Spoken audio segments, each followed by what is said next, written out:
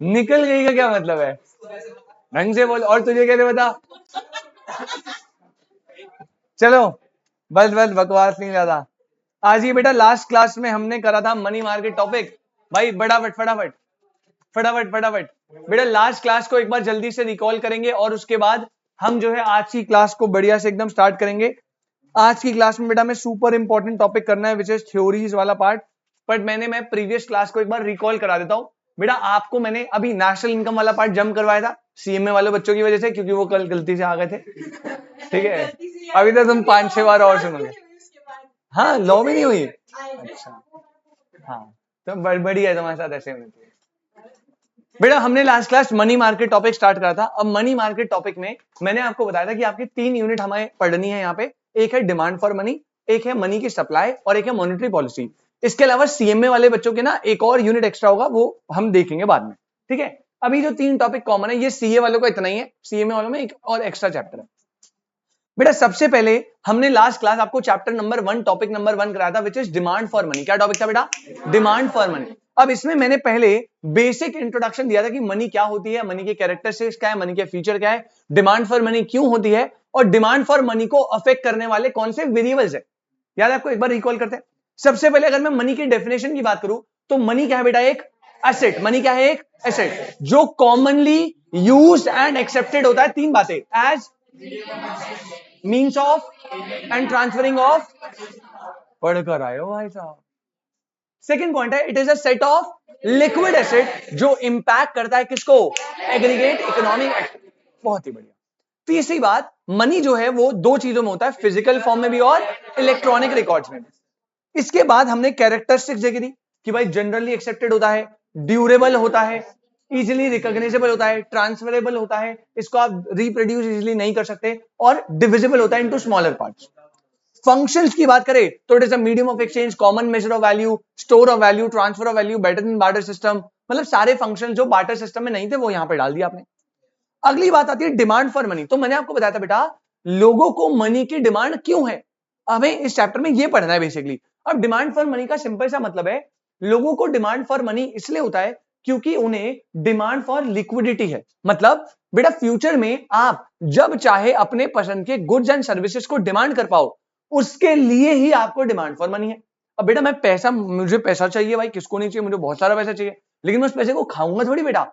उस पैसे से हंस क्यों रहे हो तुम? जोक मारा क्या मैंने? हंस रही है कह रही ही। बेटा पैसे थोड़ी खाते हैं, पैसे से गुड्स एंड सर्विस लेके खाऊंगा ना बेटा। जैसे कल रिया भाई टिक्की पे टिक्की बेल रही है, अब वो टिक्की पैसे से तो आ रही है। रिया भाई समारा तो भाई साहब टिक्कियां मैक करके घर ले जा रही है, भाई पन्नियों में डाल रही है ऐसे ऐसे करके। मैंने बोला बेटा मत करो ये हरकत अच्छी लगती, कह रही सर मेरे को अच्छी लगती है। गोलगप्पे का पानी भी नहीं छोड़ा, बोतल में भर के ले गई भाई गोलगप्पे का पानी। क्या गंदे बच्चे। ठीक है, तो basically demand for money is what? Demand for liquidity and demand for goods and services जो आप लेना चाहते हो। अब पॉइंट आता है कि डिमांड फॉर मनी किन फैक्टर्स पे डिपेंड करता है। तो 4 फैक्टर है। पहला फैक्टर था प्राइस। अगर आपकी इकोनॉमी में गुड्स एंड सर्विसेज के प्राइस ज्यादा है तो आप अपनी जेब में बेटा कैश क्या रखोगे? ज्यादा। तुम नहीं रख पाओगे, तुम्हारे पास तो है नहीं, मैं रखूंगा। सेकंड पॉइंट आता है अगर प्राइस कम है तो डिमांड फॉर मनी क्या होगा? कम। इट मींस प्राइस और डिमांड फॉर मनी का पॉजिटिव रिलेशन है। अबे तू मेरी बात मुझे सुना दे क्या? कौन था ये? कौन था? क्या हो गया बेटा? दिख नहीं रहा क्या तुझे? तुम फोन आ रहा था तो तूने मेरी आवाज रिंगटोन में लगा रखी है। ये क्या कर रहा है? अरे मेरी मेरी अरे गाना बज रहा था। अबे मुझे, मैं तो बदमाश हुई है। नहीं नहीं तुझसे नहीं सुनना, तू बैठ जा। तुझसे तो मैं बात, तुझे पता नहीं कैसे पता लग रहा है उसकी गीली हो गई है। तुझसे तो मैं आज के बाद डिस्टेंस मेंटेन करके रखूंगा। अच्छा अब वापस आओ। सेकेंड है इनकम एंड एम्प्लॉयमेंट। अगर आपकी इनकम एम्प्लॉयमेंट ज्यादा है तो बेटा आप डिमांड फॉर मनी क्या रखोगे? ज्यादा। इनकम कम है तो demand for money come, again positive relationship. Third आता है इंटरेस्ट रेट। अगर आपको शेयर्स, डिबेंचर्स, बॉन्ड में इंटरेस्ट ज्यादा मिल रहा है तो आप इन्वेस्ट करोगे एंड अपने पास कैश की डिमांड क्या रखोगे? कम। Vice versa there is negative relationship. Innovation के साथ अगेन नेगेटिव। अगर आपकी कंट्री में financial innovation, UPI, credit card, ये सब आते रहते हैं, तो बेटा आप डिमांड फॉर मनी कम रखोगे। एंड अगर इनोवेशन नहीं होती तो आप डिमांड फॉर मनी ज्यादा रखोगे, नेगेटिव। अब सबसे इंपॉर्टेंट टॉपिक जो आता है इस चैप्टर में, जो आपका पक्का एग्जाम में आएगा ही आएगा, वो है डिमांड फॉर मनी पे थ्योरीज। अब बेटा टोटल नंबर ऑफ थ्योरीज है 6, मतलब 6 अलग अलग लोगों ने अपना पर्सपेक्टिव दिया है। और ये मैंने पहले ही अजम्पशन दे दी थी, ये पर्सपेक्टिव बहुत पुराने हैं, तो बेटा अभी के साथ इन्हें कनेक्ट करोगे तो बहुत दिक्कत होगी। हाँ, केन्जियन वाले को अभी के साथ आप कनेक्ट कर सकते हो, वो वाला जो लास्ट वाला है, बट बाकी जो है वो थोड़ा सा अजम्पशन बेस्ड है, पुराने टॉपिक है, अभी के साथ ऐसा कनेक्शन नहीं बैठ पाएगा। दूसरी बात, ये इनका सिर्फ एक अपना पर्सपेक्टिव है, ये बता रहे कि ऐसा हो सकता है या ऐसा भी हो सकता है, जरूरी नहीं कि यही सही है और यही होगा। ठीक है, चलिए, तो यहां पे हमारे पास टोटल 6 थ्योरीज है। पहले सबसे पहली ओल्ड थ्योरी आती है QTM, quantity theory of money. Second आती है बेटा कैम्ब्रिज अप्रोच, जिसे न्यू क्लासिकल अप्रोच बोलते हैं। थर्ड आती है Keynesian theory, which is liquidity preference theory. और बाकी के 3 जो है वो पोस्ट केंजियन है, जिसमें ब्योमल का इन्वेंट्री अप्रोच है, टॉबिन का रिस्क अप्रोच है, और लास्ट है फ्रेडमैन की रीस्टेटमेंट ऑफ क्यूटीएम। टोटल 6 थ्योरीज है, तीनों 6 की 6 में पढ़नी है, लेकिन स्टार्टिंग की 3 में आराम से with logic with understanding build करूंगा। बाकी की 3 बस मैं उतना बताऊंगा जितना पेपर के लिए इंपॉर्टेंट है, क्योंकि वो आपके सिलेबस का पार्ट नहीं है, वो आपको इंटरमीडिएट में बहुत अच्छे से पढ़नी है। कोई दिक्कत यहां तक क्लियर है बेटा? चलिए अब हम आगे बढ़ेंगे बेटा। आप आज की क्लास में सबसे पहले हेडिंग डालिए, पहला point which is quantity theory of money on. क्या भाई बेटा तूने रिकॉर्डिंग देखी थी ना वाली, वो प्रीवियस बैच की रिकॉर्डिंग, उसमें शायद क्यूटीएम हो गया था, तो आराम से चिल कर अभी। हाँ तो आज की क्लास में चिल कर तू। बेटा हेडिंग डालो सारे बच्चे। Point number 1, quantity theory of money और classical approach. Quantity theory of money QTM सबसे पहली अप्रोच, और क्लासिकल अप्रोच। बेटा जितने अच्छे से क्यूटीएम समझोगे उतने अच्छे से अगली अप्रोच समझ आएगी, बाकी दोनों समझ आ गई तो उतने अच्छे से तीसरी अप्रोच समझ आएगी। क्या भाई? हाँ, पहला है क्वांटिटी थ्योरी ऑफ मनी क्यूटीएम, और करके आप इसे कर लीजिए, अरे क्लासिकल अप्रोच। बस बस बेटा बातें नहीं प्लीज।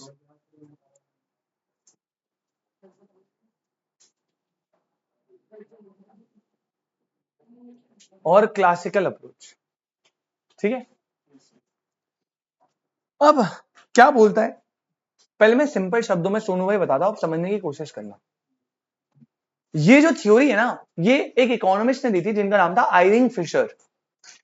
नाम हम सब याद रखना, डेट वेट सब याद रखना, अभी मैं बद लिखवाऊंगा, सब लिखवाऊंगा, टेंशन मत लो। अब आयरिंग फिशर ने क्या बोला, इनका मानना यह था कि लोगों को डिमांड फॉर मनी क्यों होता है, लोगों को डिमांड फॉर मनी होता है ट्रांजैक्शन मोटिव के लिए। किसके लिए? सिर्फ, मतलब इनके हिसाब से लोगों को मनी इसलिए चाहिए ताकि वो गुड्स एंड सर्विस का सेल या परचेज कर पाए, मतलब ट्रांजैक्शन कर पाए। क्या कर पाए? ट्रांजैक्शन। एज पर क्यूटीएम मनी की डिमांड सिर्फ सोली एक पर्पस के लिए होती है, that is what? Transaction motive. खत्म, बस ये बात बोली। और इसके लिए उन्होंने एक इक्वेशन दी थी, उस इक्वेशन को हम थोड़ा सा समझेंगे, क्योंकि उस इक्वेशन में से ही क्वेश्चन आएगा। क्वेश्चन तो बड़ा सिंपल सा आएगा, मैं बताऊंगा आपको क्या, बट पहली थ्योरी बहुत ही सिंपल, बहुत ही बेसिक। अच्छा एक बात बताओ, क्या आपको सिर्फ ट्रांजैक्शन मोटिव के लिए मनी की डिमांड होती है? सिर्फ गुड्स एंड सर्विस खरीदने के लिए? बेटा और भी काम होते हैं, जैसे जैसे क्या आप सेविंग्स नहीं करते, तो वो मनी तो ट्रांजैक्शन पर्पस के लिए निकलती नहीं है, वो तो इमरजेंसी फंड्स होता है ना, पर्पस जब उसका कुछ काम आएगा, कोई इमरजेंसी आएगी, कोविड आ गया, तब आपने वो फंड्स यूज करोगे, वो तो ट्रांजैक्शन में जा नहीं रहा। तो ये ना बहुत पुरानी है, इनके हिसाब से इन्होंने बोला था कि मनी की डिमांड सिर्फ किस पर्पस के लिए होती है? Only transaction. अब ऑब्वियसली इसमें कुछ कमियां थी, तभी तो नियो क्लासिकल अप्रोच आया, तो बाद में देखेंगे हम, बट पहले ये अप्रोच क्या कहता है हम इसको लिखते हैं। तो आप मेरे साथ लिखना स्टार्ट करेंगे बेटा। पॉइंट नंबर 1, आपको कहीं भी राइट अ शॉर्ट नोट तो आना नहीं है लिखने को, ये पहले इंटर में आता था कि क्यूटीएम पे शॉर्ट नोट लिखो 4 नंबर में। अब तो आपको भाई बोलेगा वो कि एज पर QTM Irving Fisher money is demanded for only dash motive. कौन सा? Transaction motive. और इसकी इक्वेशन में से मेन क्वेश्चन आता है, इक्वेशन में बता दूंगा अभी. आप लिखेंगे बेटा point number 1, this theory was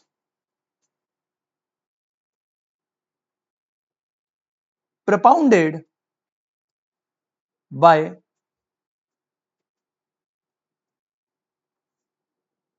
Irving Fisher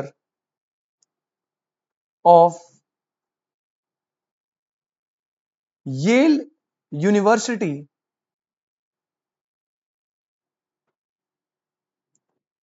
in his book,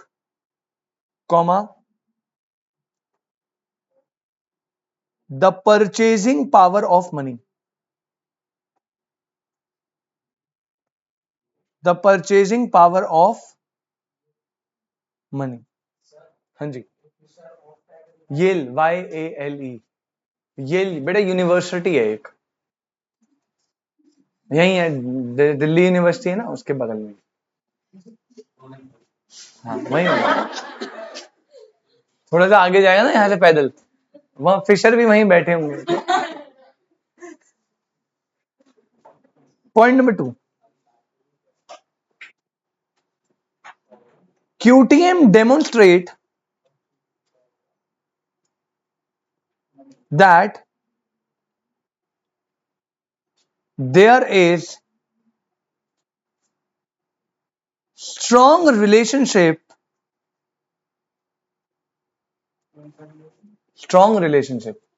जो मेरा और उसका हुआ करता था between money and price level. और ये रिलेशनशिप आपको पता है ना, ऊपर पॉजिटिव रिलेशन था, याद है आपको? जब प्राइजेस बढ़ते थे स्वास्तिक भाई तो डिमांड फॉर मनी ज्यादा होती थी. तो इस थ्योरी ने बोला था कि प्राइस और मनी की डिमांड का स्ट्रॉन्ग रिलेशनशिप है. ठीक है. Point number 3, as per Fisher,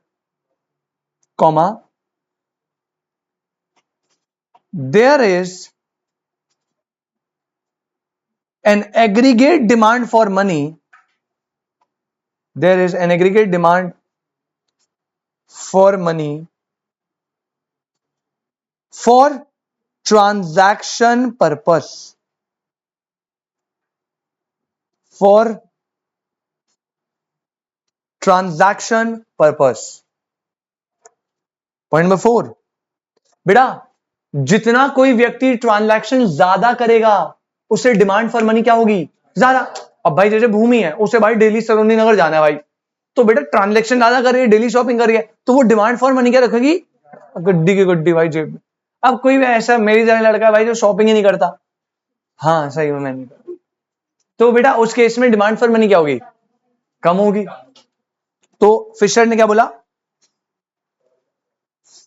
more the number of transaction, अभी चलेंगे बेटा एक दिन सारे, more the number of transaction people wants, तो जाने के थोड़ी पैसे लगते हैं, देख लियो भाई तू. हाँ मैं लेके चल लूंगा, कोई दिक्कत नहीं है. कौन पूछ रहा है? तेरे साथ तो कहीं नहीं जाऊंगा,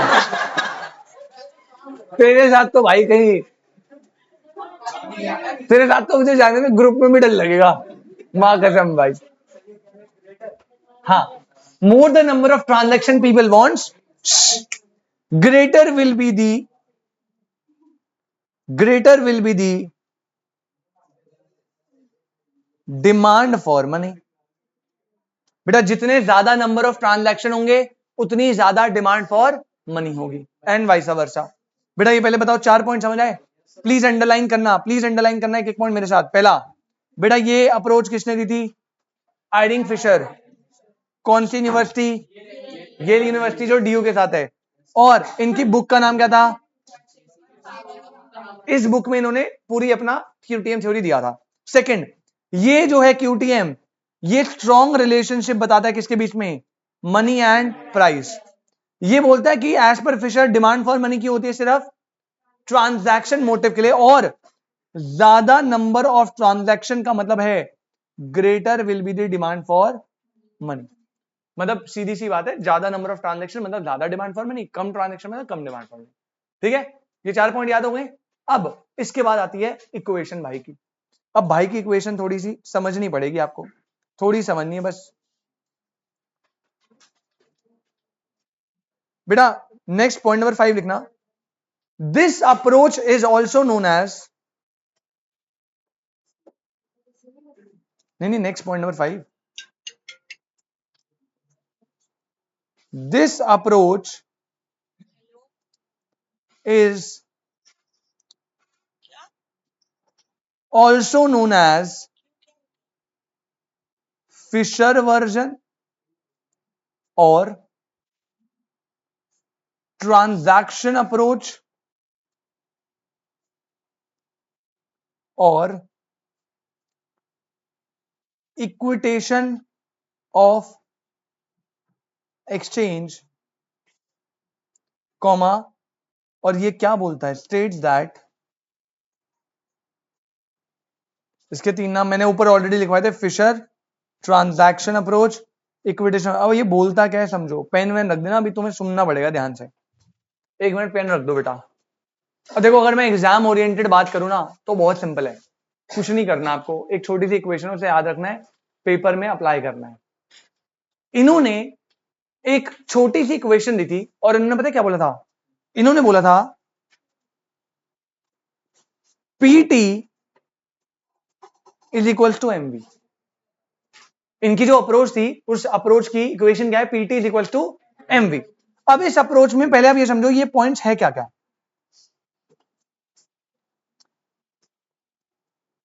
इसके नीचे लिखना, चलो अब लिख लो, साथ साथ लिख लो, वेयर, बेटा पी जो है, P stands for average price level, P stand for average price level. T जो है वो है नंबर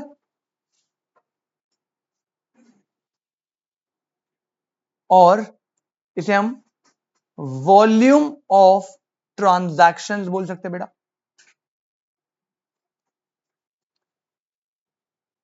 क्या एवरेज प्राइस लेवल चल रहा है आपकी इकोनॉमी में, उसे मल्टीप्लाई करना है कि कितने नंबर ऑफ ट्रांजैक्शन हो रहे हैं, एवरेज प्राइस लेवल इनटू कितने नंबर ऑफ ट्रांजैक्शन हो रहे हैं, ये जो वैल्यू आएगी ये इक्वल होगी एमवी के। अब नाउ एमवी क्या है, एम होता है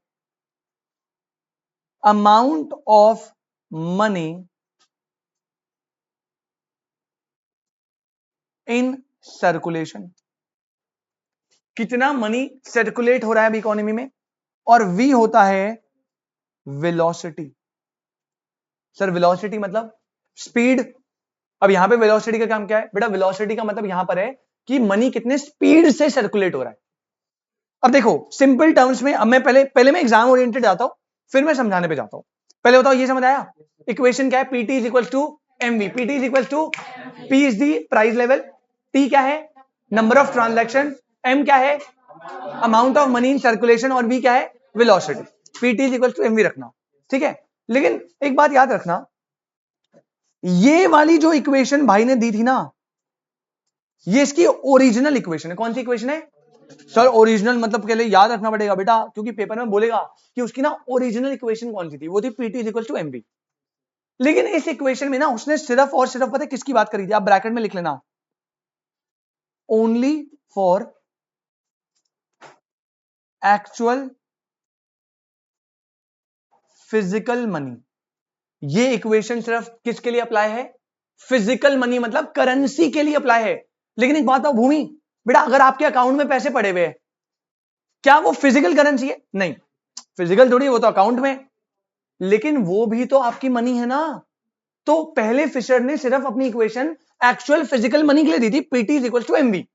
लेकिन बाद में उन्होंने ये इन्होंने पता लगा कि यार हमारे पास ना कुछ लोग ऐसे भी जो अपना पैसा बैंक में रखते हैं, तो उसके लिए इक्वेशन को उन्होंने बाद में एक्सटेंड करा था। क्या करा था बेटा, पेपर में 2 क्वेश्चन आएंगे। पहला क्वेश्चन, फिशर की क्यूटीएम की एक्चुअल या ओरिजिनल इक्वेशन क्या थी, वो क्या थी, PT is equal to MV. आपको 4 ऑप्शन दिए होंगे, टिक कर देना। हाँ, इसमें थोड़े मजे ले सकता है। अब जैसे रिया मान लो PT is equal to M V है, क्या मैं इसे लिख सकता P by M is equal to V by T? एक ही बात है ना, तो ऑप्शन को ढंग से चेक करना, वो ऐसे मजे ले लेगा आपसे। दूसरी बात, वो ये भी बोल सकता है कि फिशर की क्यूटीएम की एक्सटेंडेड वाली इक्वेशन दो। एक्सटेंडेड वाली में हमें फिजिकल मनी के साथ किसको लेना है? बैंक मनी को। किसको लेना है? Bank money. तो बैंक मनी के लिए उसने क्या करा, आप नेक्स्ट पॉइंट लिखना, point number 6। Later on comma Fisher extended the equation. बेटा एक्सटेंडेड को प्लीज अंडरलाइन करना, एक्सटेंडेड इक्वेशन है, टू इंक्लूड डिमांड डिपॉजिट्स। बेटा पता है ना डिमांड डिपॉजिट्स क्या होते हैं, आपने 12th में पढ़ा है, which can be in cash on demand. इसमें सेविंग अकाउंट, करंट अकाउंट होता है। अगर आपको पता है बहुत अच्छी बात है, नहीं है तो हमारा अगला चैप्टर आएगा तब मैं बता दूंगा। बेटा डिमांड डिपॉजिट होता है जो अपना अपना पैसा बैंक में रखवाते हो, बस इतना सिंपल समझो। और इसने इसे डिनोट करा M1 से। किससे डिनोट करा? Oh sorry, M dash, M dash ऊपर है डैश, एंड देयर वेलोसिटी इसको दिया V dash in total supply of money.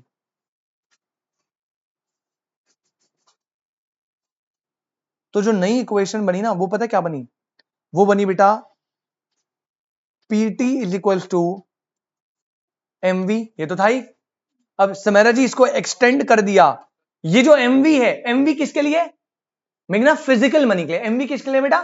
Physical. लेकिन लोग जो है वो बैंक में भी पैसा रखते हैं, तो उन्होंने बोला कि भाई जो पैसा आपका बैंक में ना, उसे हम रिप्रेजेंट करेंगे as M dash V dash. M dash है मनी इन सर्कुलेशन, बट कौन सा वाला? बैंक वाला। V डैश है वेलोसिटी ऑफ मनी, कौन सा वाला? बैंक वाला। ये डैश वाले पूरे बैंक को बिलोंग कर रहे हैं, और नॉर्मल वाले फिजिकल मनी को बिलोंग कर रहे हैं। मैं दोबारा बता रहा हूं भाई, रुक जाओ। ये वाला एक्चुअल मनी के लिए है, फिजिकल वाली, और ये वाला क्रेडिट मनी के लिए है, जो बैंक के पास होता है। एक और चीज लिख लेना, here M dash is what? Total quantity of credit money, या बैंक मनी भी बोल सकता। V dash is what? Velocity of credit money.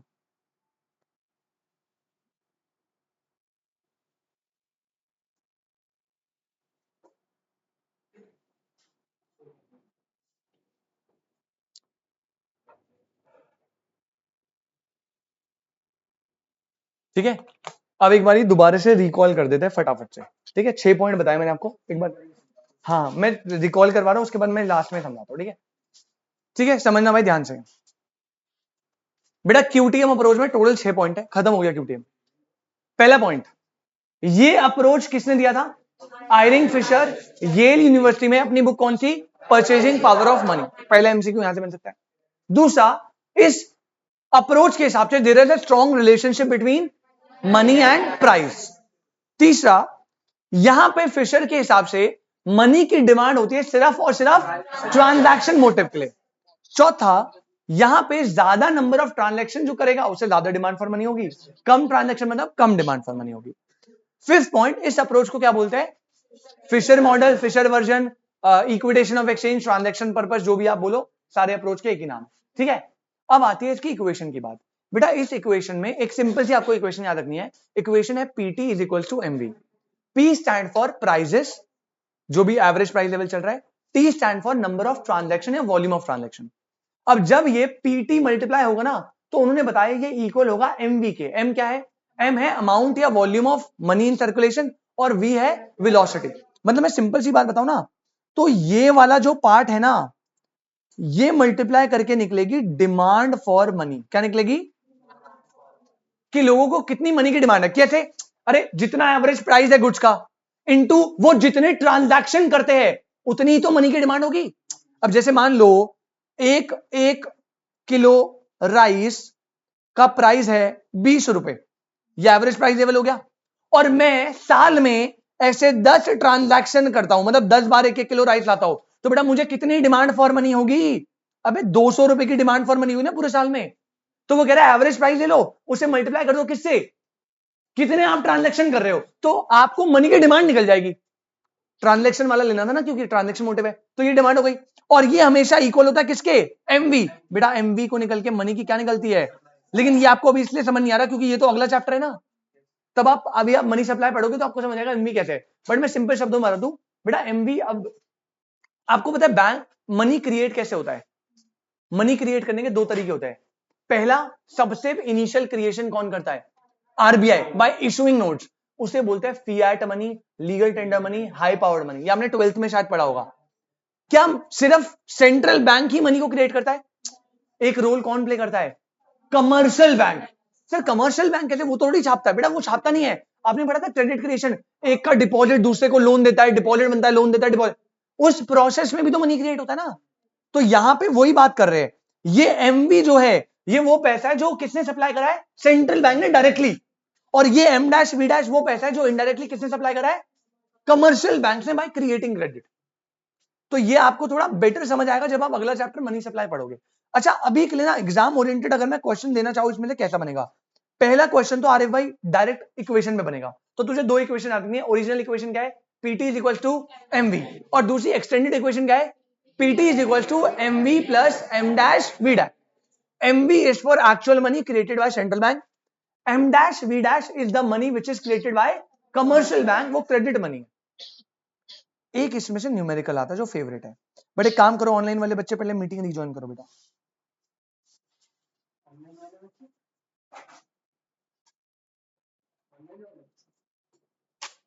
ये जूम पे ही तो है ऑनलाइन। जिसका चैन वैन सब उजड़ रहा है बता दो मुझे। नोट करो जल्दी। यार एक तो तुम फोन में ऐसे लग जाते हो, मन करता है चांटा ही मारो तुम्हें। रिया फोन रखो, समारा जी फोन रखो। पता नहीं क्या एक एक मिनट में फोन चल। मैंने रूल बनाने वाला हूँ, फोन बाहर ही छोड़ के आना है। क्या भाई एक एक मिनट में फोन में इतना एडिक्टेड हो तुम यार। करें नोट कराई।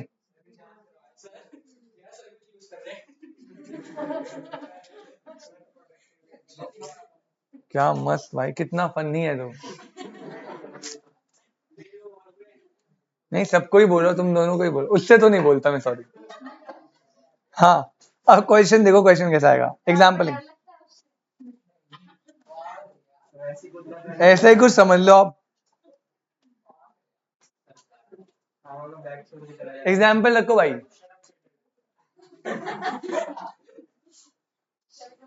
मैं मेरे को भी, मैं ऐसे जाता हूँ इसके सामने। बेटा वेलोसिटी दे रखी है आपको 20, पेपर में ऐसा क्वेश्चन आया, मैं बता रहा हूँ। वेलोसिटी कितनी दे रखी है? 20, कॉमा एवरेज प्राइस दे रखा है 106.5। बेटा वॉल्यूम या अमाउंट ऑफ ट्रांजैक्शन जो है वो देखे 1110 बिलियन, 110 बिलियन ट्रांजैक्शन हुए। एवरेज प्राइस है 106.5, वेलोसिटी है 20। आपको बोलेगा पेपर में कैलकुलेट करिए क्या? Number A, amount of money in circulation. बेटा देखो एम एम आपको वी दिया है, पी दिया है, टी दिया है, आपको एम पूछा भाई निकालने। और दूसरा बोलेगा बी पॉइंट, कह रहा है what will be the effect, what will be the effect on money supply if velocity is 32। मतलब ये दो क्वेश्चन है। पहला तो आपको नॉर्मली इतना सॉल्व करना है, फिर वो कह रहा है दोबारा मनी सप्लाई निकालो, अगर वेलोसिटी 20 से कितनी हो गई, तो दो आंसर निकलेंगे, दो बार एम निकालना है, फटाफट ट्राई करना। और बेटा न्यूमेरिकल हमेशा ओरिजिनल इक्वेशन में आता है, PT is equal to MB. ठीक है, करिए ट्राई फटाफट। 585.75 बिलियन। और दूसरा वाला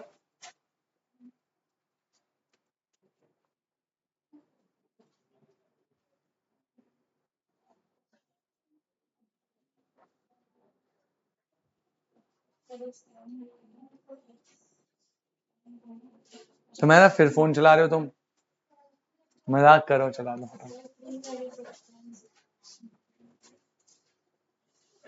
3.0। हाँ, तो क्या इफेक्ट आया जब हम वेलोसिटी को बढ़ा रहे हैं? तो मनी सप्लाई कम हो रहा है, राइट? तो इनवर्स रिलेशन हो गया वेलोसिटी और इसमें। अरे भाई कुछ निकाला बेटा? देख सॉल्यूशन, तुझे क्या गिवन है पहले बता। वेलोसिटी दे रखी है 20, एवरेज प्राइस लेवल होता है 106.5 और नंबर ऑफ ट्रांजैक्शन कितने? 110 बिलियन। 110 ले ले चल। अब इक्वेशन क्या थी? PT is equal to MV. बेटा एम नहीं निकाल सकता तू, पी दे रखा है 106.5, टी दे रखा है 110, एम तुझे निकालना है, वेलोसिटी देके 20। जल्दी निकाल बेटा। फिर एम हो जाएगा भाई 106.5 इंटू 110,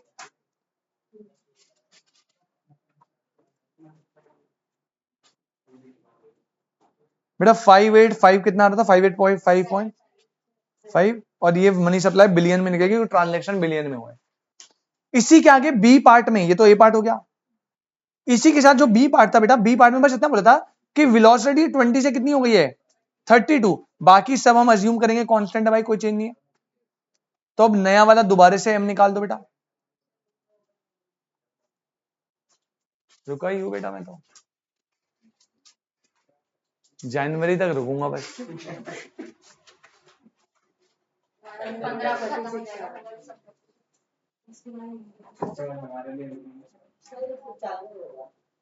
कौन सा चार्जर? सी टाइप है क्या? नहीं नहीं मेरे पास नहीं है।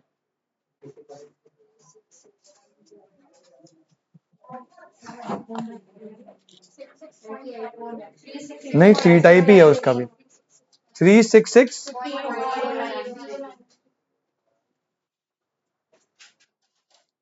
366.093। ठीक, दोबारा इसी का बी पार्ट, तो आप सीधा एम लगा दो। कैसे? वो होगा पीटी डिवाइडेड बाय वी, तो एम आ जाएगा 106.5 इंटू 110 डिवाइडेड बाय 32। और बच्चे बता रहे हैं नया एम आया है 366। हाँ अरे मिर्जा भाई, किसी को भी डाउट इस क्वेश्चन में? तो बेटा पहला या तो डायरेक्ट क्वेश्चन आएगा थ्योरी से या इक्वेशन से, और दूसरा जो क्वेश्चन पॉसिबल है वो इस तरह का न्यूमेरिकल आ सकता है। सेकंड हेडिंग डालो, Cambridge approach, the Cambridge approach.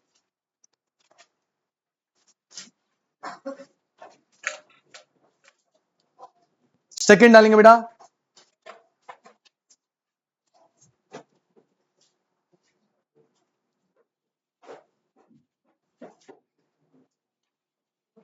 The Cambridge approach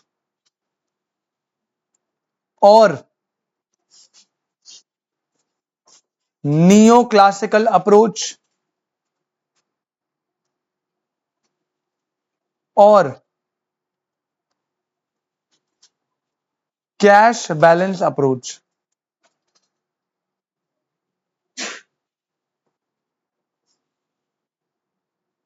Cambridge approach, neo classical approach, cash balance approach. अब सिंपल शब्दों में बता दूं बेटा, क्यूटीएम में फिशर ने क्या बोला था? डिमांड फॉर मनी क्या होती है? Transaction motive. इन भैया ने अपना अप्रोच दे दिया, पता क्या? इनमें लिखो, इनके हिसाब से डिमांड फॉर मनी होती है फॉर, पहला ट्रांजैक्शन मोटिव के लिए बेटा, प्लस प्रिकॉशनरी मोटिव के लिए। बहुत ध्यान से सुनना बेटा, कैम्ब्रिज अप्रोच में डिमांड फॉर मनी दो मोटिव के लिए होती है। पहला तो एज सेम क्यूटीएम की तरह इन्होंने बोला भाई ट्रांजैक्शन के लिए तो होती है। इन एडिशन इन्होंने बोला कि बेटा फ्यूचर इज वेरी अनसर्टेन, और इस फोर्सेबल अनसर्टेन फ्यूचर के लिए क्या आपको पैसे जोड़ के नहीं रखने पड़ते ना। तो जो इमरजेंसी फंड्स आप मेंटेन करते हो उसके लिए भी तो आपको डिमांड फॉर मनी है। तो इनके हिसाब से demand for money to purposes के लिए है। पहला क्या है, ट्रांजैक्शन जो क्यूटीएम में था, और दूसरा क्या है, प्रिकॉशन फॉर अनसर्टेन फ्यूचर। बात समझ आ रही है? ठीक है, तो जैसे जैसे आप जाओगे ना आगे तो डेवलप होता रहेगा। अब सबसे बढ़िया केंजियन है, उसने सारे पर्सपेक्टिव बताए, ट्रांजैक्शन भी बताया, प्रिकॉशन भी बताया, और थर्ड में एक और मोटिव आ जाएगा, वो तभी बेस्ट अप्रोच माना जाता है। चलो, तो अब इन्होंने देखो लिखा कैसे है, कोई लिखने की लैंग्वेज बड़ी बढ़िया है इनकी। पॉइंट नंबर 2 लिखना है इसमें। अब इन्होंने कैसे लिखा है इस बात को, लिखो, this version holds that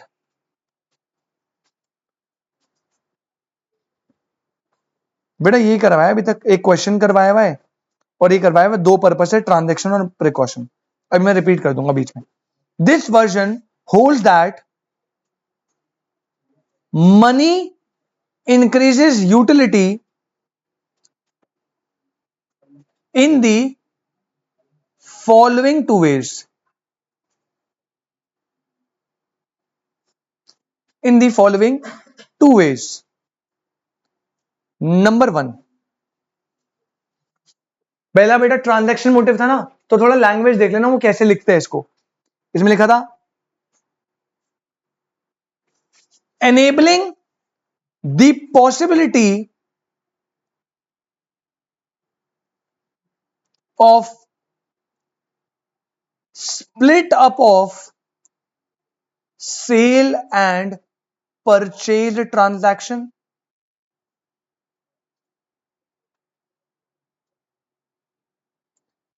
Sale and purchase transaction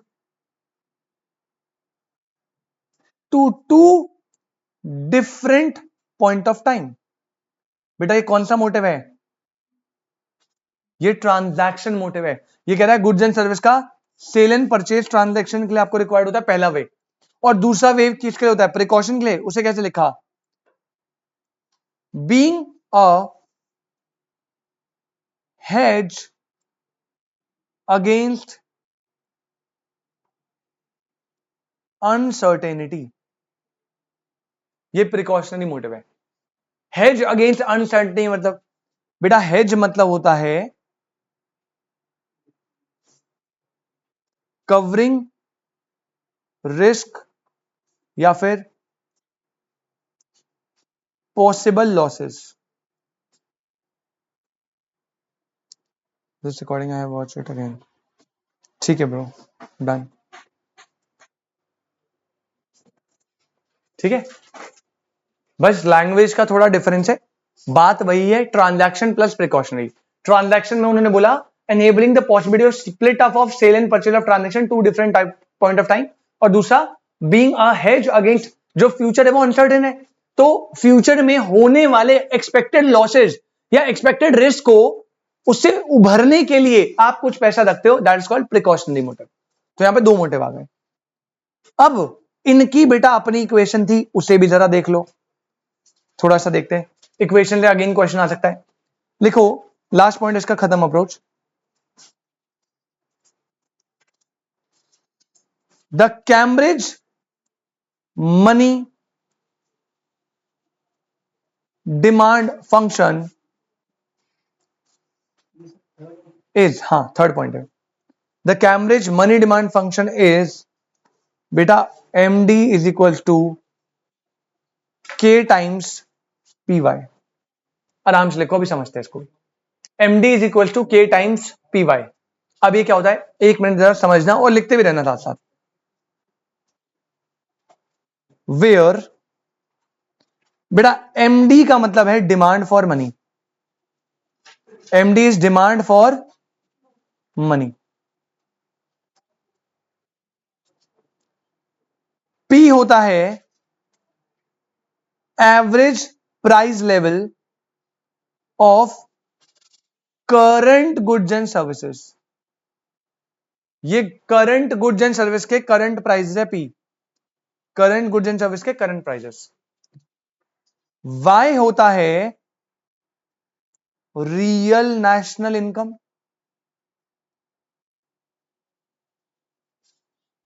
और सबसे इंपॉर्टेंट बेटा के होता है, इसकी फुल फॉर्म है, इसे बोलते हैं कैम्ब्रिज के को क्या बोलते हैं बेटा? अब ये कैम्ब्रिज की अजम्पशन है। अब ये अजम्पशन क्या है? के का मतलब होता है बेटा current goods and services, Y is real national income, K is Cambridge K. Cambridge K में उसने बताया ये क्या है, ये है proportion of national income that people wants to hold as cash balance. अब मैं आपको अप्रोच समझाऊंगा, पहले आप इसे नोट करिए।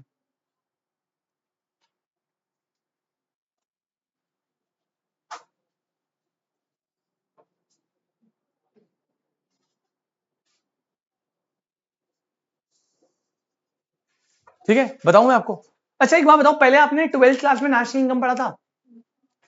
नेशनल इनकम में क्या आपने पढ़ा था? रियल वर्सेस नॉमिनल पढ़ा था। अगर आपने नहीं पढ़ा बिल्कुल टेंशन में लेना, क्योंकि मैं ना नेशनल इनकम के बाद जनरली चैप्टर कराता हूं, बट इस बार हमने इस वाले बैच में पहले कर दिया। तुम्हें बताइए क्यों? हाँ, सीएमए वाले बेवकूफ है, पता नहीं क्यों आ जाते हैं। जब क्लियरली मना करा था क्लास नहीं होने, क्या खाया आ गए। तुम तो रहने दो। अभी अभी यहां से बच्चे ने पूछा डिग्री ऑफ डिस्क्रिमिनेशन क्या है, वो भी मैंने बताया था। गलत बात। अब सुनो, चलो कोई नहीं, तुम्हारी गलती माफ करते हैं। बेटा क्या आपको पता है एक कॉन्सेप्ट होता है रियल वर्सेस नॉमिनल? अगर आपको पता है बहुत अच्छी बात है, नहीं पता नेशनल इनकम में मैं बहुत अच्छे से बताऊंगा, बस यहां पे मैं थोड़ा सा बताया था, ज्यादा टाइम नहीं लगाता। बेटा रियल होता है, रियल जूस वाला रियल नहीं, बेटा रियल होता है जब आप मेजर करते हो चीजों को बेस ईयर प्राइस पे। किस प्राइस पे? Base year. जब आप जैसे फॉर एग्जांपल ये फोन जो है, इस फोन की वैल्यू अभी आज कितनी भी हो सकती है मुझे नहीं पता, आज इस फोन की वैल्यू 20, 25,000, 10,000, 15,000 जो भी होगी, बट ये तो इसका करंट प्राइस है ना। जब मैं इस फोन की वैल्यू बेस ईयर प्राइस पे कैलकुलेट करूंगा तो मैं इसकी रियल वैल्यू निकाल रहा हूं। क्या निकाल रहा हूं? Real value is always calculated at base year prices. But what is nominal? Nominal is the value calculated at current year के प्राइसेस। बेटा समझ आती है बात? तो जब आप गुड्स एंड सर्विस के करंट ईयर के प्राइस पे उनकी वैल्यू निकाल रहे हो तो आप उनकी नॉमिनल वैल्यू निकाल रहे हो। कैसी वैल्यू निकाल रहे हो? नॉमिनल। और जब आप गुड्स एंड सर्विस के बेस ईयर के बेसिस पे उनकी वैल्यू निकाल रहे हो तो आप उनकी क्या वैल्यू निकाल रहे हो? Real value. अब थोड़ा सा यहां पर समझना, कैम्ब्रिज भाई साहब क्या बोलते हैं? वो कहते हैं कि जो डिमांड फॉर मनी है ना, लोगों को जो डिमांड फॉर मनी है वो कैसे निकलेगा? उन्होंने बोला सबसे पहले आप ले लो पी। पी क्या है? पी पढ़ना क्या है? Average prices. कौन से वाले? करंट वाले। कौन से वाले? करंट। ठीक है, कह रहे पी को वाई से मल्टीप्लाई कर दो। सर वाई क्या है? वाई कौन सी इनकम है? Real national income. तो एक बात बताओ, रियल होती है बेस ईयर पे, लेकिन जब मैंने उसे करंट के प्राइजेस से मल्टीप्लाई कर दिया तो जो पी और वाई का प्रोडक्ट निकलेगा, क्या मैं बोलूं पी और वाई है नॉमिनल नेशनल इनकम? क्या मैं बोलूं पी और वाई का प्रोडक्ट क्या है? नॉमिनल। सर कैसे नॉमिनल नेशनल इनकम? अरे बेटा प्राइस है करंट वाला, इनकम थी रियल वाली, तो जब तक वाई इंडिविजुअल था तब तक वो रियल था, लेकिन जब आपने उसमें करंट ईयर के प्राइस मल्टीप्लाई कर दिए तो वो तो नॉमिनल नेशनल इनकम बोल गया ना। मतलब पी वाई पता है क्या है? आज करंट प्राइजेस के हिसाब से आपकी इनकम कितनी है आज करंट। कह रहे जितनी भी आपकी नॉमिनल नेशनल इनकम है उसमें से के टाइम्स आप डिमांड करोगे। अब के क्या है? बेटा के है कैम्ब्रिज का के, और कैम्ब्रिज के का मतलब होता है वो प्रपोर्शन ऑफ इनकम जो आपकी कंट्री में people wants to hold as cash balance. जैसे मैं आपको एग्जांपल देता हूं बेटा, अब ये कंट्री टू कंट्री डिफर करता है, पर्सन टू पर्सन डिफर करता है, मैं अपने बेसिस पे असम्पशन लेके देता हूं। बेटा मान लीजिए ये मैं हूं, अब मेरी जो आज करंट प्राइजेस पे नॉमिनल नेशनल इनकम है वो मान लीजिए 10 लाख रुपीस है पर मंथ। तुझे लगता है बेटा तेरी शक्ल बर्दाश्त कर पा? अगर मेरे पास 10 लाख रुपए पर मंथ आ रहे होते, मैं तुम्हें तो बाहर निकाल देता, कब मैं जाओ अकेले पढ़ाऊंगा अपने आप को। ठीक है, 10 लाख रुपए मेरी इनकम है, ये अजम्पशन है। ठीक है नहीं, बहुत कम है, पर मंथ तो इससे बहुत कम है। ठीक है, नॉमिनल नेशनल इनकम 10 लाख रुपए। अब मैं अपनी बात कर रहा हूं बेटा, मेरा ना एक बेसिक सा रूल है, और ये रूल मैंने अभी 2-3 साल पहले स्टार्ट करा है, और मैं आपको बोलूंगा आप भी प्लीज स्टार्ट करिए, फालतू पैसे बर्बाद मत करिए। जब भी मेरी इनकम आती है ना, किसी भी सेक्टर से, कहीं से भी आए, चाहे वो स्टॉक की इनकम हो, चाहे वो क्लासेस की इनकम हो, चाहे वो जो मैं इंटर्नशिप में सर्विसेज देता हूं सीए की, वो वाली इनकम हो, किसी भी फॉर्म में मेरी इनकम आती है, जुए वुए की, कोई भी, तो बेटा उस इनकम का ना मैं सबसे पहले एक प्रपोर्शन 30% शेयर्स में आंख बंद करके इन्वेस्ट कर देता हूं। ये मैं कभी होल्ड नहीं करता, कभी आते ही सबसे पहला काम होता है, इनकम जाती है इन्वेस्टमेंट में, कभी होल्ड नहीं होगी। उसके बाद जो 70% बच गया, अब इसमें से फर्दर काम होने वाले हैं, और इसके बाद अगर कुछ प्रपोर्शन सेव हो जाता है तो मैं इसे सेविंग फंड में डाल देता हूं फॉर इमरजेंसी, यानी इसे ही मैं प्रिकॉशनरी मोटिव बोलूंगा बेटा। 30% तो इन्वेस्ट हो गया, वो तो चला ही गया, बचा कितना मेरे पास 70, और इसी 70% को मैं अपने ट्रांजैक्शन मोटिव में लगाऊंगा, और जो बच गया उसे अपने अकाउंट में रखूंगा फॉर प्रिकॉशनरी मोटिव। बात समझ आ रही क्या? तो कैम्ब्रिज का के जो है ना, वो है 70%। क्या है बेटा? कैम्ब्रिज के वो वैल्यू है, वो ये बोल रहा है कि के का मतलब है कि आप अपनी नॉमिनल नेशनल इनकम में से कितना पार्ट होल्ड करते हो एज कैश बैलेंस, क्योंकि कुछ पार्ट तो आप अलग मोटिव के लिए रख देते हो ना। अब वो अलग मोटिव इसने बताया नहीं, और वो अलग मोटिव कहां बताया है? केन्जियन की थ्योरी में। केन्जियन की थ्योरी में वो ये जो 30% है ना, इसने इसकी बात नहीं करी, वो केन्जियन करेगा बात अगली बार में। तो इसने बोला कि जितना भी आपका इनकम है, लेट्स अज्यूम आपका इनकम कितना था 10 लाख, 10 लाख में से आप कितना मेंटेन करते ट्रांजैक्शन और प्रिकॉशन के लिए? 70%। तो यानी कि आप डिमांड फॉर मनी कितना कर रहे हो एज पर कैम्ब्रिज अप्रोच। समझ आई बात? ठीक है, अगर समझ आई तो बहुत अच्छी बात है, अगर समझ नहीं आए ज्यादा टेंशन मत लो, आपको सिर्फ इक्वेशन याद रखनी है, दैट्स इट। वहां पे एक इक्वेशन थी, PT is equal to MV, ये क्यूटीएम की थी, इसकी है money, demand for money, MD is equal to K times P Y, K times P Y. P is the prices, जो कौन से वाले? करंट वाले। Y is what income? Real income. जब दोनों को मल्टीप्लाई करेंगे क्या निकलेगा? Nominal income. और के है कैम्ब्रिज के, मतलब इनकम का कितना प्रपोर्शन आप अपने पास मेंटेन करे हो as cash balance. I hope this is clear, आप इसे नोट कर सकते हैं बेटा, प्लीज आप जल्दी से नोट कर लो। और बस मेरा पॉइंट है कि इक्वेशंस को अच्छे से याद रखना, that's it.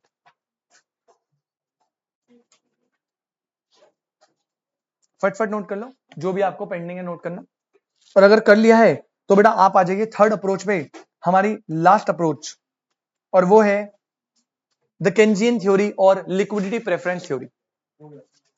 The Keynesian theory और लिक्विडिटी प्रेफरेंस थ्योरी, बस ये थर्ड वाले में ही लगेगा थोड़ा टाइम, आज ही खत्म हो जाता अगर तुम टाइम पे आते तो। क्या भाई? अच्छा, अकाउंट ज्यादा पढ़ रहे हो मतलब तुम आजकल? तो टेस्ट तो मैंने भी दिया हुआ है। चलो एक काम करते हैं, अगली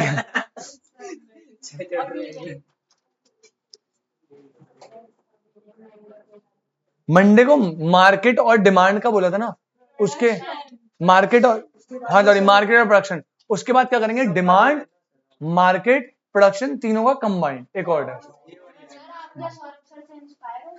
हाँ इसने बोला भी मुझे कि सर, इसने बोला कह रहा 6-6 चैप्टर का कंबाइन लेना, इसने बोला 6 चैप्टर का सर कंबाइन ले रहे, तो इसलिए हम थोड़ा अकाउंट ज्यादा पढ़ रहे हैं।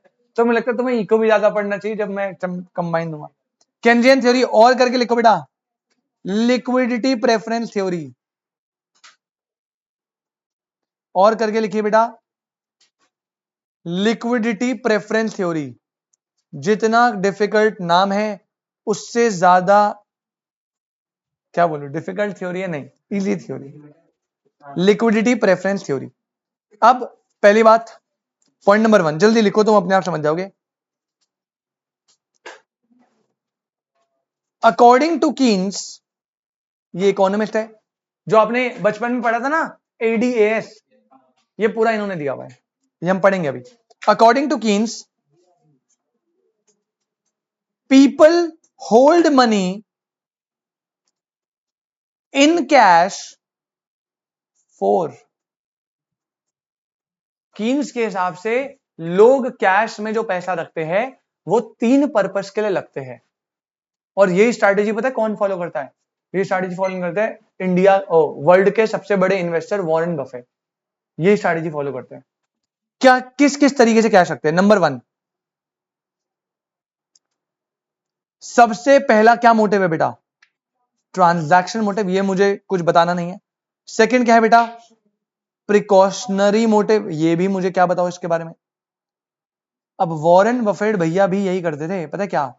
थर्ड पर्पस होता है बेटा, that is called speculative motive. और हर एक अच्छा इन्वेस्टर हमेशा ये रखेगा अपने पास। तो इस चैप्टर की फर्स्ट रिकॉर्डिंग में कर देना बेटा, मैसेज कर देना जो भी चाहिए। अब ये क्या होता है समझने की कोशिश करना। पहले के टाइम पे लोग अपने पास जो कैश रखते थे, सबसे पहला motive transaction, goods and service को बेचना खरीदना, उस पर्पस के लिए। सेकेंड मोटिव, क्योंकि फ्यूचर इज वेरी अनसर्टेन, तो आपको उसको हेज करना पड़ेगा, रिस्क को कवर करके चलना पड़ेगा, तो आप एक इमरजेंसी फंड, एक गुल्लक बनाते थे। ठीक है, बहुत पुराने, अभी आप ये समझो, अभी कोई स्टॉक मार्केट नहीं है, अभी कोई बैंकिंग फैसिलिटी इतनी ज्यादा नहीं है। पुराने के टाइम पे सिर्फ लोगों के पास बहुत दूर कहीं जाके कुछ इन्वेस्टमेंट का एक टूल है जिसे बोलते थे बॉन्ड्स। क्या बोलते थे? पहले शेयर डिवेंचर भी नहीं होते थे इस टाइम पे, सिर्फ बॉन्ड होती थी, गवर्नमेंट बॉन्ड्स। तो आपके पास दो तरीके, या तो आप पैसा कैश में रखो या फिर आप पैसा बॉन्ड्स में इन्वेस्ट करो, नॉट इवन बैंक्स, बॉन्ड्स में इन्वेस्ट करो। तो पहला, आप ट्रांजैक्शन मोटिव के लिए अपने पैसे रख दोगे कि भाई इससे घर का रेंट खाना पीना सब जाएगा। दूसरा, फॉर प्रिकॉशनरी मोटिव, आप क्या करोगे? एक गुल्लक बनाओगे, उस गुल्लक में प्रिकॉशन के लिए हर महीने पैसा डालोगे। तीसरा होता है स्पेक्यूलेटिव मोटिव। अब ये क्या होता है बेटा? स्पेक्यूलेटिव मोटिव होता है फॉर बेटर इन्वेस्टमेंट अपॉर्चुनिटी। जैसे मेरा मार्केट में पैसा ऑलरेडी इन्वेस्टेड है, मैंने बॉन्ड्स में, शेयर में, डिबेंचर में पैसा लगाया हुआ है, लेकिन मैं ना हमेशा एक सॉर्ट ऑफ मनी अलग से अपने पास होल्ड करता हूं। पता क्यों? मैं उस दिन का वेट करता हूं जब मार्केट में एक डिप आएगा, जब मार्केट क्रैश करेगा तगड़ा वाला। अब जो बाकी इन्वेस्टर है ना, उनकी तो फटेगी कि भाई मार्केट डिप जा रहा है, भाई क्या हो रहा है, पैसा पूरा खत्म। जो मैं हूंगा ना, मैं खुश होऊंगा, मैं कहूंगा और नीचे जा, क्योंकि जितनी जितनी मार्केट नीचे जाती है ना बेटा, जितना क्रैश करता है उतना उसका रिवर्ट होता है, उससे डबल रिवर्ट होता है। जैसे ही मार्केट डिप जाएगा, मैंने तो स्पेक्युलेटिव मोटिव में अलग से पैसा दबा के रखा हुआ है, मैं तुरंत से वो पैसा मार्केट में इन्वेस्ट कर दूंगा एट अ डिप। और जब मार्केट उठेगा तो मेरा पैसा पुराना वाला तो रिकवर होगा ही, साथ में जो मैंने स्पेक्युलेटिव का नया पैसा डिप में लगाया है वो भी तो ग्रो होगा। कोविड के टाइम पे, अब मैं आपको अपनी कहानी बताता हूं। कोविड के टाइम पे एक स्टॉक है टाटा मोटर्स, सुना आपने? इतना फंडामेंटली स्ट्रांग था ना, इतना, मतलब कोविड से पहले वो हमेशा टाटा मोटर्स जैसे इतना बड़ा मार्केट कैप, इतना अच्छा मैनेजमेंट, टाटा का ट्रस्ट, सब कुछ बढ़िया, शेयर चलता था 300, 250, 300, 250, 300, 250। मतलब मैंने 3-4 साल से जब मैंने ऑब्जर्व करा था, वो 250 से नीचे शायद ही कभी आया हो, जब तक मैं उसे ऑब्जर्व करा था। कोविड के टाइम पे वो हिट करा था 80 रुपीज। अब मुझे पता है ना भाई, शेयर में पोटेंशियल है, 80 रुपीज उसका एक्चुअल प्राइस है क्या? वो तो एक्सटर्नल फैक्टर्स में थोड़ी डिस्टर्बेंस आ गई है कोविड से, तब शेयर मार्केट क्रैश हो गई, उससे 80 है। मैंने उस टाइम पे टाटा मोटर्स में अपने सारे स्पेकुलेटिव मनी डाल दिए, और अब तो मैं रिग्रेट करता हूं कि क्यों नहीं सारा ही डाल दिया जितना भी था। उस टाइम पे कोविड था, काम वाम सब बंद था, तो प्रिकॉशनरी वाला पैसा निकाल के चल रहा था मामला, लेकिन जो स्पेकुलेटिव वाला था ना, सारा टाटा मोटर्स पे डाल दिया। बेटा जैसे ही सेकंड लॉकडाउन खुला, 80 से शेयर अपने ऑल टाइम हाई पे गया 400। 80 से कितना गया? मतलब सिर्फ 6-7 मंथ्स में मेरा पैसा 5 टाइम्स हो गया था। और आज पता है शेयर कितने का है? 1100 रुपए का। 80 रुपए का शेयर मैंने लिया था कोविड के टाइम, मतलब 2020 की बात कर रहा हूं मैं, और 2024 हो गया शायद। 80 से 1100 लगा लो, 12 टाइम्स रिटर्न। लेट्स अज्यूम अगर मैंने 1 लाख रुपए लगाया हुआ है तो वो 12 लाख रुपए हो गया होगा। हाँ, अभी मतलब मैक्सिमम मैं तो इतना चेक नहीं करता बार बार, 1000-1100 पे ट्रेड कर रहा है वो भी, अब मुझे नहीं पता कितना चल रहा है। तो आप समझ रहे हो? तो जितने भी इन्वेस्टर्स होते हैं ना, वो यही करते हैं, वो स्पेकुलेटिव के लिए पैसा रखते हैं। वो स्पेकुलेटिव मनी क्यों होता है? वो होता है जिस टाइम मुझे बेटर अपॉर्चुनिटी दिखेगी मार्केट में, उस टाइम के लिए वो पैसा रखूंगा। वो किसी इमरजेंसी के लिए नहीं है, वो किसी ट्रांजैक्शन के लिए नहीं है, वो सिर्फ बेटर इन्वेस्टमेंट अपॉर्चुनिटी के लिए। किसके लिए? Better invest. तो ये केंजियन ने बोला था। पहला, लोग पैसा किसके लिए रखते हैं? ट्रांजैक्शन, गुड सर्विस खरीदना, परचेज। सेकंड, फॉर प्रिकॉशन, ये पैसा किसके लिए जाता है? अनफोर्सीन फ्यूचर के लिए। किसके लिए? अनफोर्सीन। ये इन्वेस्टमेंट में नहीं होगा। जैसे कोविड आया तो आपने अपनी सेविंग से नेसेसिटीज खरीदी थी ना, तो वो प्रिकॉशनरी हो गया। और कुछ पैसा आप स्पेकुलेटिव रखोगे, जैसे ही आपको लगेगा भाई ये इन्वेस्टमेंट अपॉर्चुनिटी बेटर है, आप तुरंत उसमें पैसा इन्वेस्ट कर पाओ।